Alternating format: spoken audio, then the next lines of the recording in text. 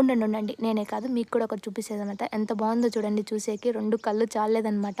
ఈరోజు రథసప్తమి సందర్భంగా అమ్మ తెల్లవారుజాముకు ముందే లేసి సూర్యుడికైతే పూజలన్నీ అయిపోజేసిందనమాట. ఆయనకి ఈరోజు పాలతో, బెల్లంతో చేసిన పరమాన్నం చేసి ప్రసాదంగా పెట్టేసి, అక్కడ చూడండి 7 చిక్కుడుగాయలతో వ్రతం అయితే చేసిందనమాట. ఆయనకు చిక్కుడుగాయలతో వ్రతం చేస్తారంట. నాకు కూడా తెలియదు ఫుల్ డీటెయిల్స్. అమ్మ చేసింది. నైట్ చెప్తున్నది కానీ నేను వినలేదనమాట సరిగ్గా. ఎంత బాగుందో కదా చూసేకి. జిల్లడాకులు ఈరోజు రేగిపళ్ళతో తలపైన పెట్టుకొని తలస్నానం అయితే చేయాలంట. నేనైతే చేశాను, వీడియో క్లిప్ తీయలేదనమాట. ఎంత బాగుందో కదా చూసేకి. అంటే ఇంటి ముందర కూడా రథం ముగ్గేసి ఈరోజు సూర్యుడిని మన ఇంట్లోకి ఆహ్వానిస్తుకుంటున్నట్టు పెడతారనమాట. అంటే సూర్యుడు ఈరోజు ఒక దిశ నుంచి ఇంకొక దిశలోకి మారుతారు. తర్వాత మేము మా నియర్లో ఉన్న టెంపుల్కి అయితే వెళ్ళామన్నమాట. కట్టికిందుపల్లి అని అక్కడ వెంకటేశ్వర స్వామి టెంపుల్ ఉంటుంది, చాలా బాగుంటుంది. మీరు ఎవరైనా నియర్లో ఉంటే చూడని వాళ్ళు వెళ్ళి చూసేయండి. దేవుడి దర్శనం అయితే చాలా బాగా అయింది. మీరు కూడా దర్శనం చేసేసుకోండి. చాలా ప్రశాంతంగా ఉంది టెంపుల్ అయితే.